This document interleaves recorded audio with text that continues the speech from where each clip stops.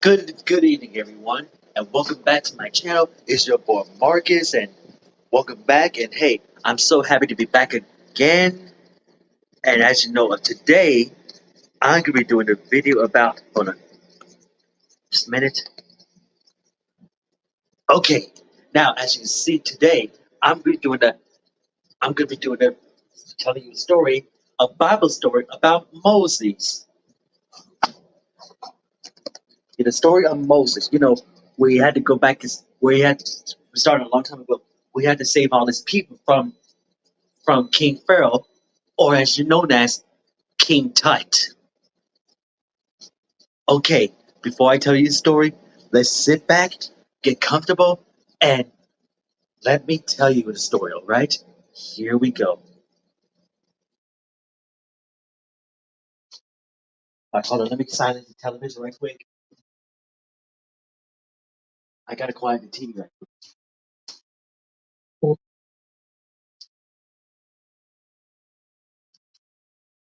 Okay, now,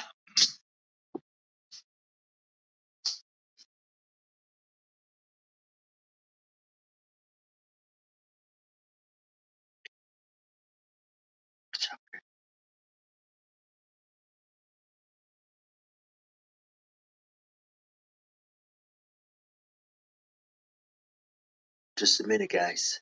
I'll be right there.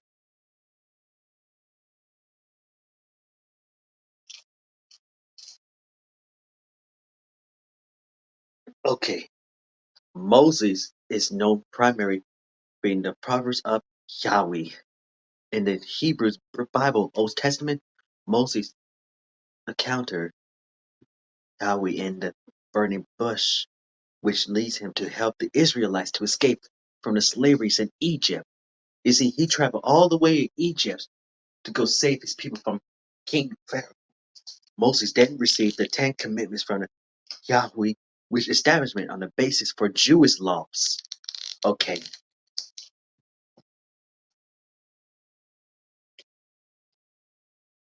and now it's time for the story of Moses.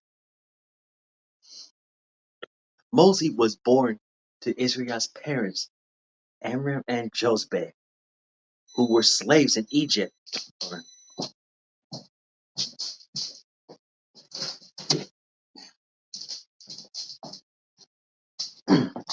Who were slaves in Egypt. Both his parents were Levite, meaning they were part of the tribe of Levi, the tribe later known as the tribe of priesthood. At the time of Moses' birth, the number of Israelites in Egypt has grown immensely, and the Pharaoh was concerned they would come to overpower the Egyptians. Since the men tended to be stronger than women, he ordered all male infants to be drowned in the Nile River. That is not a very good thing to do.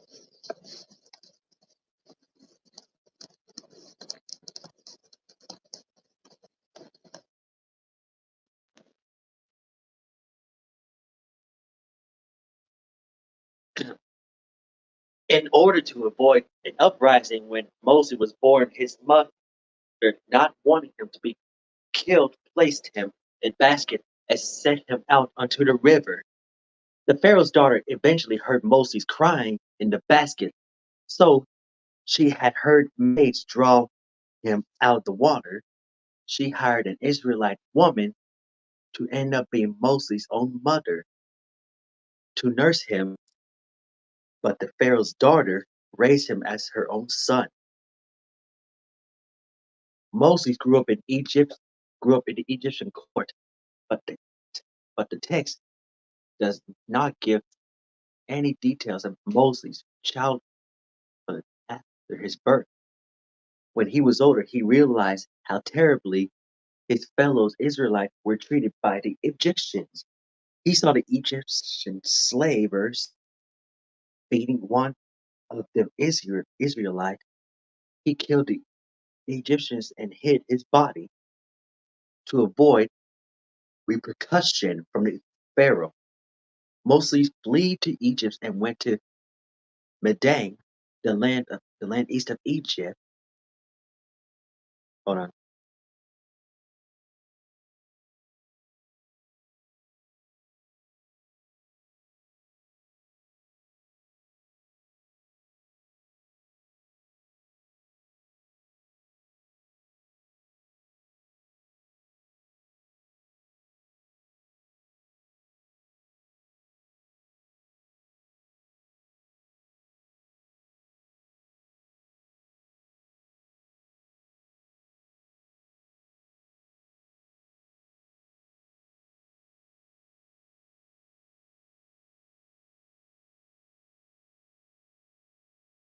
Much better. Now, anyway, back to the story. Now, where was I when I said as he was on the precaution?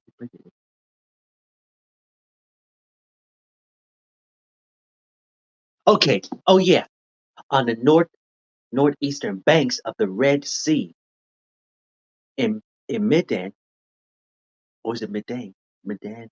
Moses met his soon-to-be woman Zip Zip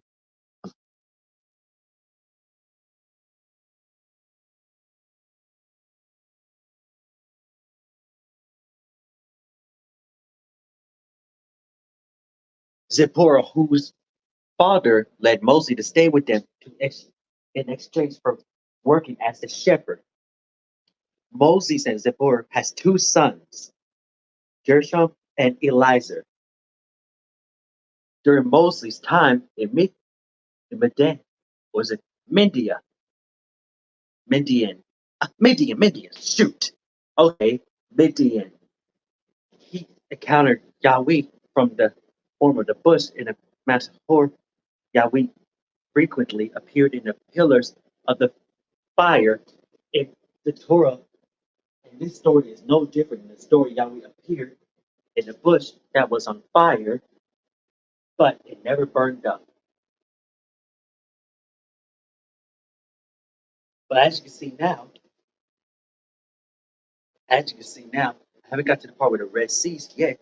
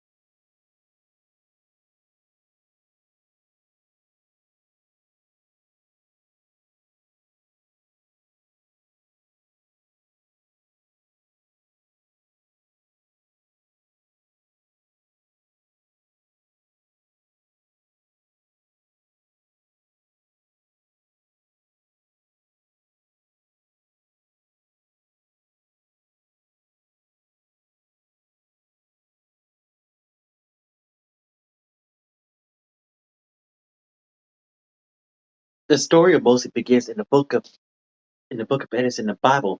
Many Hebrews, descendants of Joseph the Israelite, were living in Egypt. This worries the Pharaoh who believed they were taking over in this he enslaved them.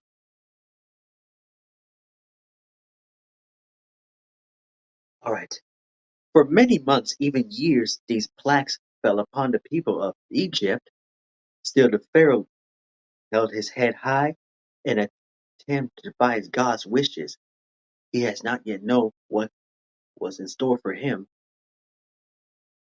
It was like, okay, it was 10th plague. You see, before I tell y'all this story, Moses went up all the way to the pyramid to Egypt to talk to King Pharaoh. He warned him to let his people go, but King Pharaoh refused not to. So, so as you see, the Lord gave Moses the stick to teach King Pharaoh a lesson, and to teach King Pharaoh a lesson. So he he shot them with mosquitoes. He shot them with the poison. poison that's going through all over Egypt. He tried to warn, but at last King Pharaoh then gave up, and he decided to let Moses' people go. He decided to let Moses Israelite go on for a moment until King Pharaoh has an idea. You know, instead of instead of like just killing the Israelites, King Pharaoh has another plan to get back at Moses. So he rounded up his crew, and the crew was on the way to stop Moses until something happening to him. Well, let me get to that part first.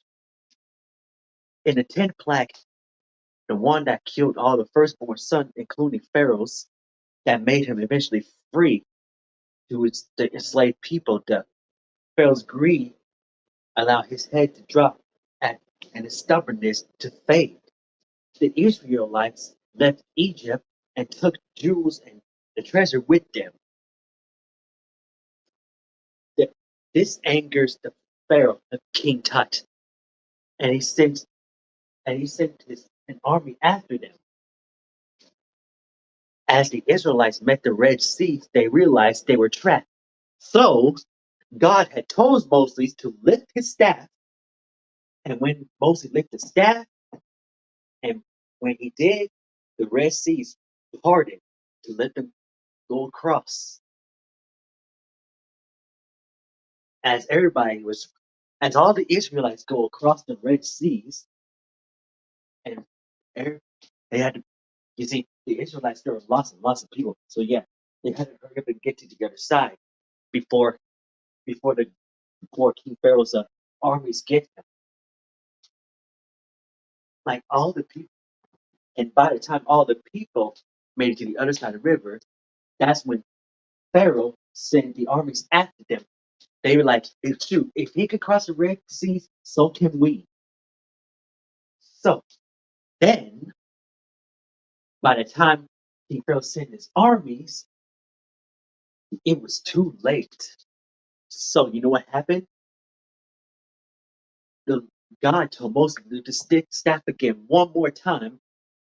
As he did this time, the sea that closed, closed on, and killed the Egyptians and army following them. The Israelites were free, but had nowhere to live and no food. So God provided them with white food that tastes like honey on the floor.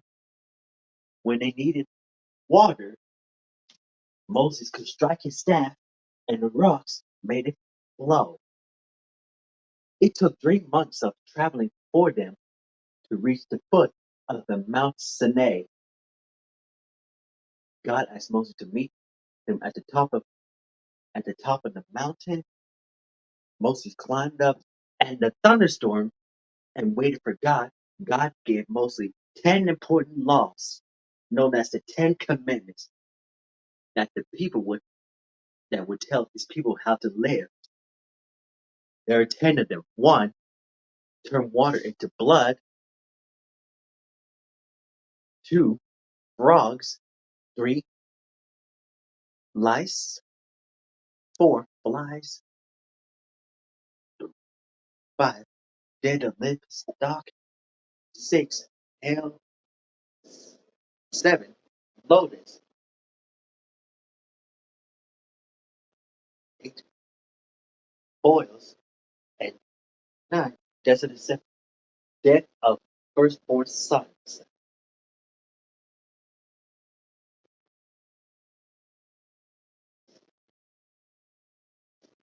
That's nine, not 10.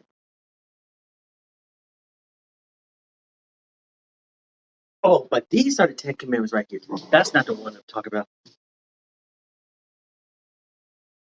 Number one, for the 10 commandments, like, thou shalt not have no other gods before me. Two, thou shalt not have make unto thee an graven image. Three, thou shalt not take the name of the Lord thy gods in vain. Four, remember the Sabbath day, it keeps holy. 5, honor the father and thy mother. That's something we all need to do. Honor thy father and mother. 'Cause, there are most of the people out there who don't know how to respect their moms and dads. And they just let them do what they want to do. So the rule says like thou shalt obey mom and father. 'Cause, mom and dad are important to everybody.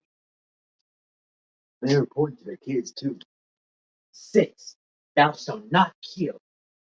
7, thou shalt not commit authorities, adulteries, whatever they say, adulteries. Oh, okay, 8, thou shalt not steal.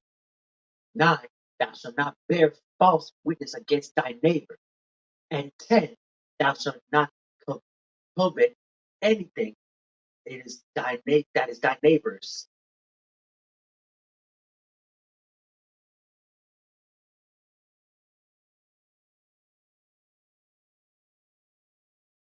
Okay, about in the burning bush, you see, at first Moses refused God and asked him to send someone, but God insists that he would have his brother Aaron with him, as well as supernatural powers to help him convince that Pharaoh that speak for God. Moses returned to Egypt and asked Pharaoh to free those people, those enslaved.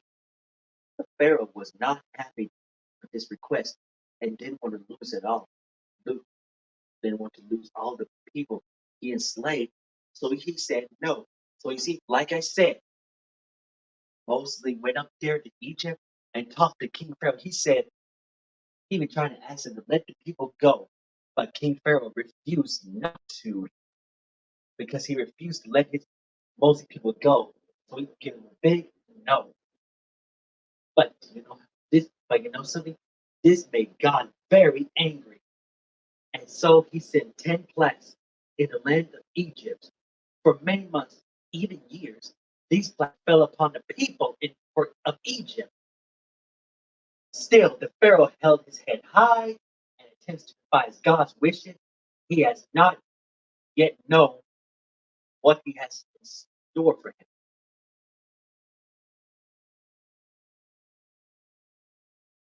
I like the part of the Red Sea.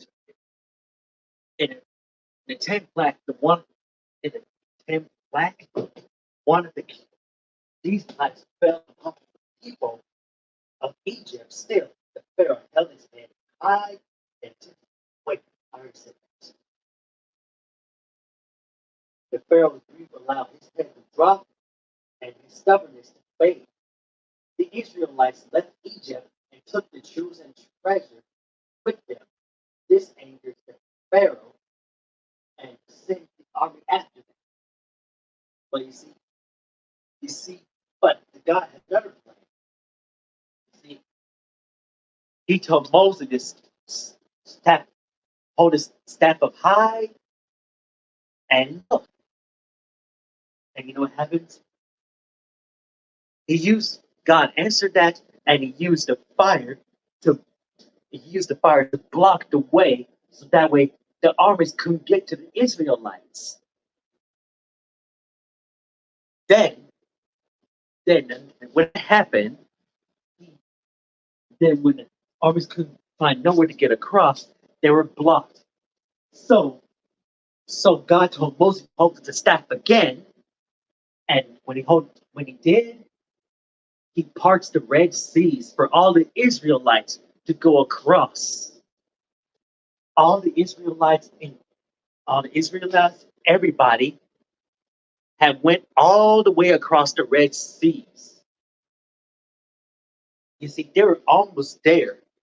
You see, all of them were really, some of them were really almost there. But when suddenly the fire kind of faded a little bit, so when the armies were ready to go get the Israelites and Moses, the Israelites turned around and they saw the armies about to run after them.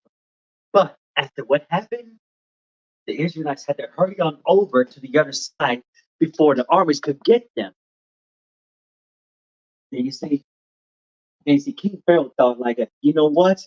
If if most if we could cross the Red Sea, then so can we.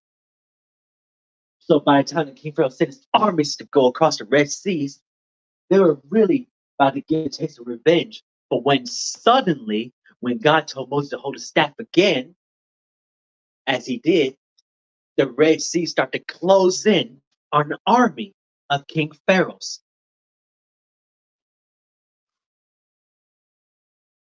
Arm, King Pharaoh's army had drowned and they were dead. King Pharaoh's armies had drowned and King Pharaoh's armies were dead. This this left King Pharaoh and King Tut with no other ways to get. There was nothing for King Pharaoh to do now. I mean, there was no one who could save them, and there was nobody who could help them too. So you see, King King Pharaoh wasn't done with Moses yet. He said he'll be back for Moses, but Moses and the Israelites were free. Yeah, Moses and the Israelites were free, and now they can live a peaceful life. But instead, they don't have no place to live and no food to eat. So God has another plan for them. And oh, by the way, whatever happened to King Moses? Well, no. Whatever happened to King Pharaoh? Well, let's just say he wasn't happy when he found out this pyramid done disappeared. So that means King Pharaoh had to fly far. This means King Pharaoh has given up and he decided to go far, far away. And he was never seen again, seen or heard from again. And so that's how Moses saved the Israelites from the Egyptians of King Pharaoh. The end. So, how did you guys like that story? Well, I'm telling you, when you learn about from the Bible story, yeah, you can actually learn the true meaning of the Ten Commandments. So, well, that's it in the video, and I'll see you next time on the spot. Peace out.